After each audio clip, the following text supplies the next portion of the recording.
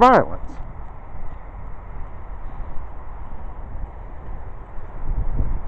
And since that's something that they don't want to admit or acknowledge, clearly the solution to that is getting the hell out of there.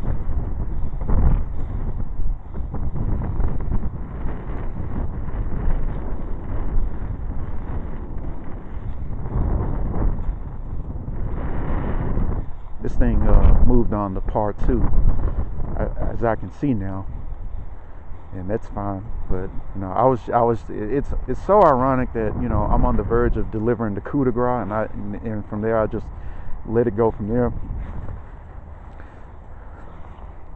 But let me just say this much, and I'm finished.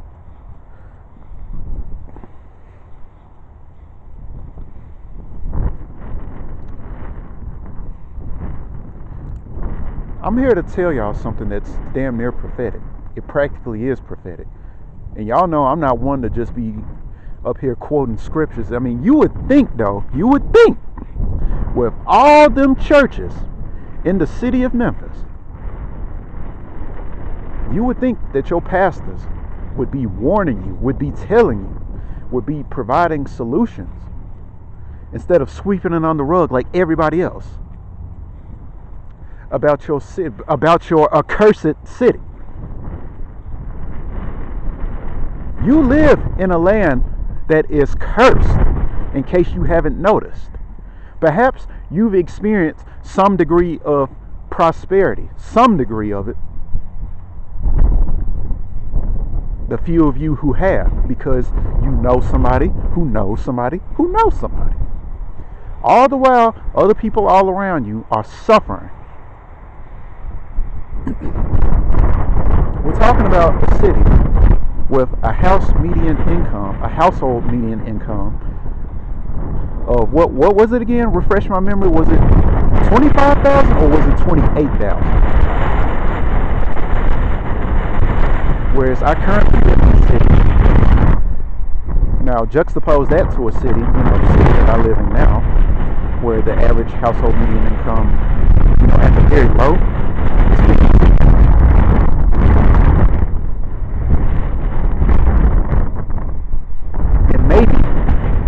Just maybe that's why, even though there is crime in Denver County, no doubt, because you got some folks, and with that crime, it's so goofy. It's a bunch of wannabes who think they about their life.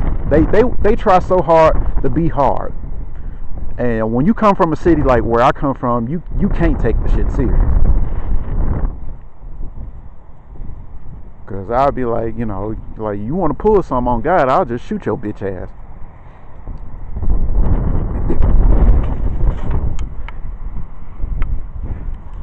But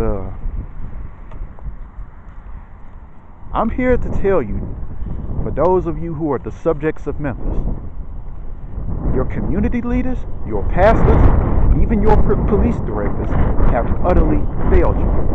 They have failed to keep you safe. They have failed to keep you employed.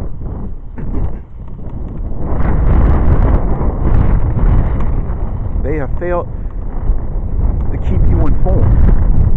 They have failed, and here's a shit kicker for me, because this is where they failed me as well. They have failed to properly educate you and train you for certain skills.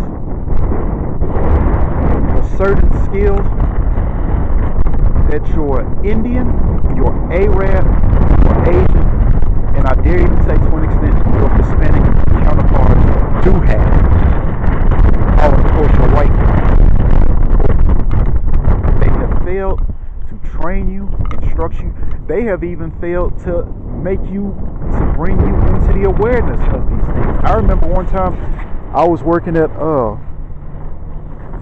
the Nike factory, and there was this one brother who was, about that life, just, he was trying to get off the thug shit. And I used to study on my breaks. I'd bring all these books and whatnot and study. And he asked me one time, "What are you studying?" And I said, I'm getting ready for chemical engineering. He told me,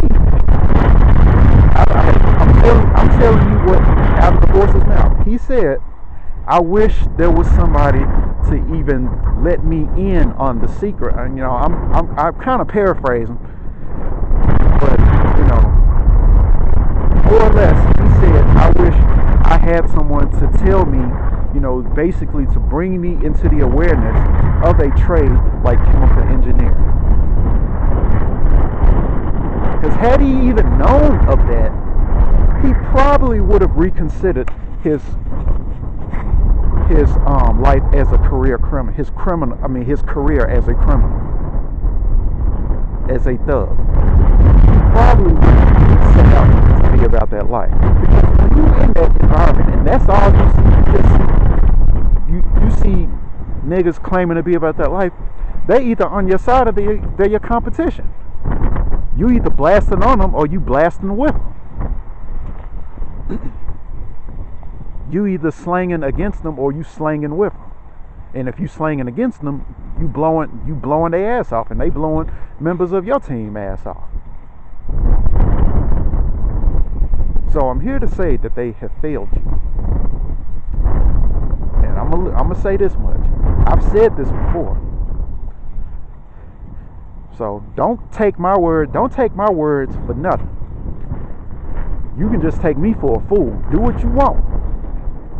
But I advise some of y'all to read again out of the Bible, the book of Ezekiel, chapter 30, verse 17. It's either, it's been a while since I've seen it, but it's either verse 16 or 17. Somewhere in there in the book of Ezekiel,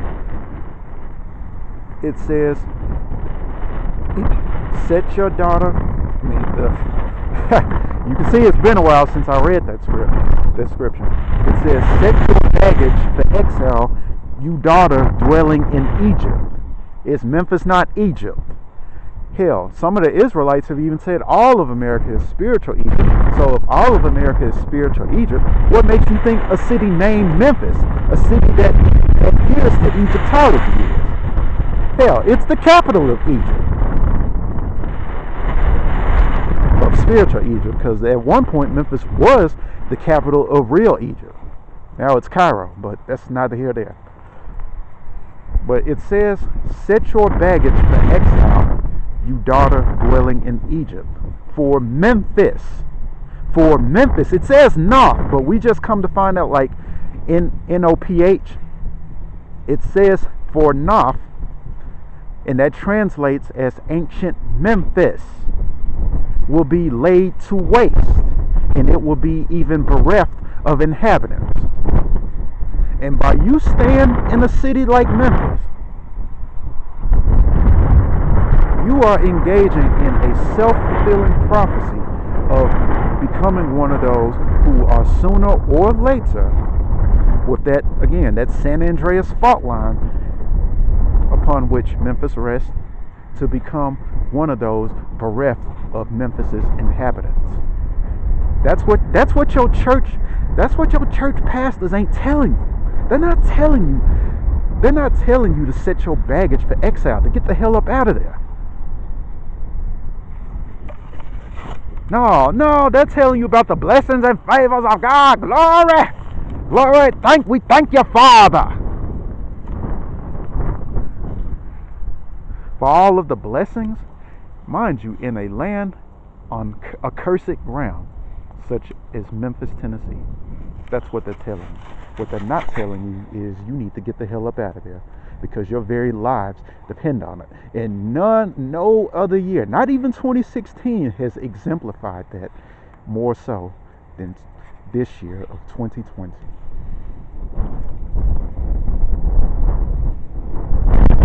By you choosing to stay in Memphis, you could literally be choosing death.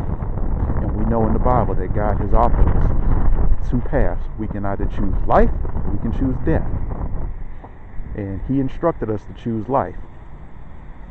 You might be somewhere on this earth. You could very well be somewhere on this earth where there's so much death, mayhem, and destruction going on that you just got to get, no matter how inconvenient it is, you just got to get the hell up out of Dodge.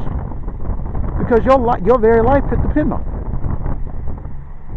I mean, it literally is. At this point, we're at the threshold. It is a matter of life and death. And if you choose to stay in a city like Memphis, by default, you could very well be literally choosing death. I chose to live. And that's probably why after 3 years of having left the city of Memphis, I'm still alive. And I hate to mock the dead. I hate to speak ill of the dead. That's not my intentions. But that's probably one of the reasons why I'm alive, and those unfortunate victims of homicide, those unfortunate victims, 323 victims this year, never mind the ones last year or the year prior or the year prior or the year prior in 2016, why they're dead. I'm sorry to say. My heart goes out to them, because most of them probably didn't even deserve that bullshit. Like the little kids, like the children that city slaughters.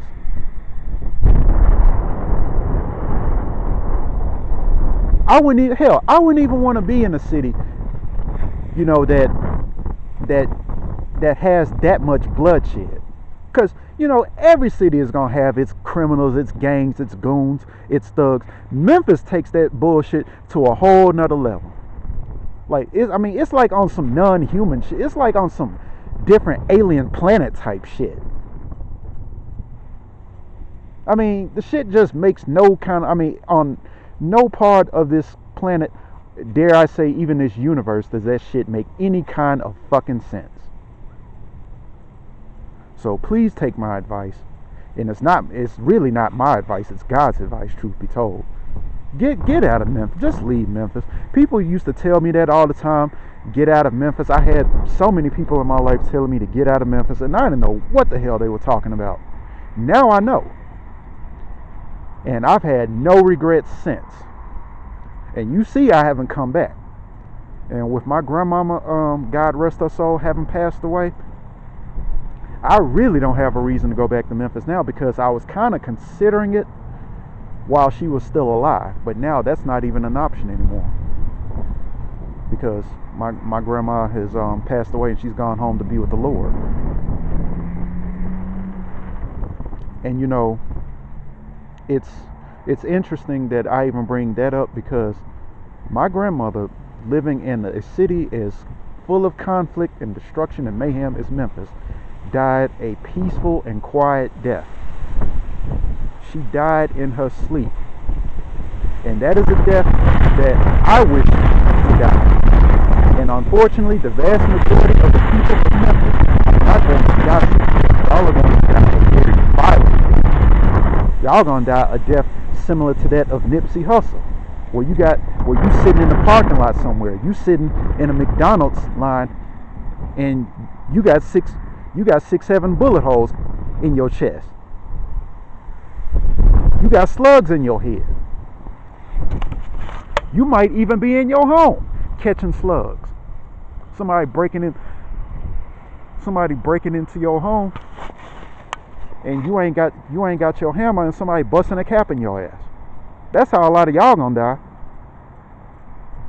because y'all like to sweep shit under the rug. It's time out for that sweeping under the rug shit. I wouldn't go back to Memphis any more than I would visit. I wouldn't visit Memphis any more than I would visit a Chicago or Detroit at this point, knowing I'm probably not gonna make it out alive. Any kind of city where your very life is in danger just by the default of you being there, that ain't no city to visit. That ain't no city to be in. If nothing else, do it for your children's sake. You know how much it pisses me off to hear about 8-year-olds, 9-year-olds, hell, 2-year-olds getting shot? I'm like, damn, Memphis, you can't even spare the motherfucker. What the fuck the kids do to you? What did the children do to deserve getting shot?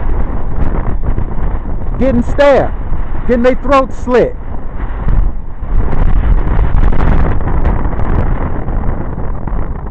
know what? When you're dealing with a city like that, a city as accursed as that city, that's what you get. No one is spared, not even humans. So that's been my personal PSA, and so that people from around the country, if not the world, can look at my channel, and they might just learn something and be like, damn, Memphis is fucked up. And if they understand that, if they learn that, I've done my job. People, I've done my job. That's what I'm here for. I'm here to warn of cities like Memphis. Not just Memphis, but cities like Memphis. But I have yet to learn of other cities like Memphis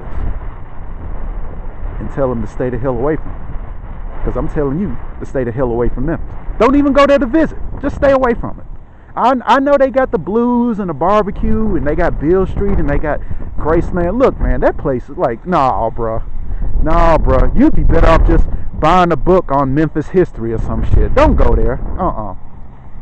Because you are playing a game. You are literally playing a game of Russian roulette, where you might come in, but you may not make it out. And you want your last life moment to be that you got murked in Memphis as a tourist, as somebody just visiting. You probably don't want that. I mean, I wouldn't want to go somewhere, calling myself visiting there, and then, I get killed just by the default of me being in some crazy ass part of the world, and all I was doing, and for no other crime other than being there, and all I was doing was just touring the motherfucker. I was just there to visit, and I got my ass blowed off, or I got kidnapped, I got captured, I got held for ransom on some terroristic type shit. Or, like I said, I was just at the wrong place at the wrong time, and I got shot. I got chewed up by a dog, because that's another thing. Memphis can kill your ass in so many different ways besides goons. I mean, you would be amazed of the number of the innumerous ways you can be not only shot, you can be attacked by strays, because they got all kinds of stray dogs up and down the neighborhoods. With the storms that Memphis has, these storms knock down trees, so you can be killed by a tree. You could be electrocuted. I mean, I know it sounds crazy, but these are the kind of crazy ways that, I mean, I've seen shit where I've seen scenarios in Memphis, and of course you can be killed driving, because Memphians are some horrible drivers. So you can get ran, like you can die in a fucking car accident. I can't tell you how many freak accidents I've seen on the road. I'm talking about, just imagine an Escalade going 100 miles per hour, running a red light, and hitting somebody right next to you. That's facts. That's coming from real life. That happened in 2007. You can't make this shit up, people. I can't make this up. I don't have the imagination. But yeah, you can even be killed by the very nature of that city, by which storms are rolling in, these very powerful windstorms, not even necessarily tornadoes, just very powerful thunderstorms bringing, high gust of winds, and it can knock a tree down and come down on you in your house and kill you dead. The place is cursed. And if that ain't enough, and then there's the poverty. The fact that you gotta know somebody who knows somebody who knows somebody to even get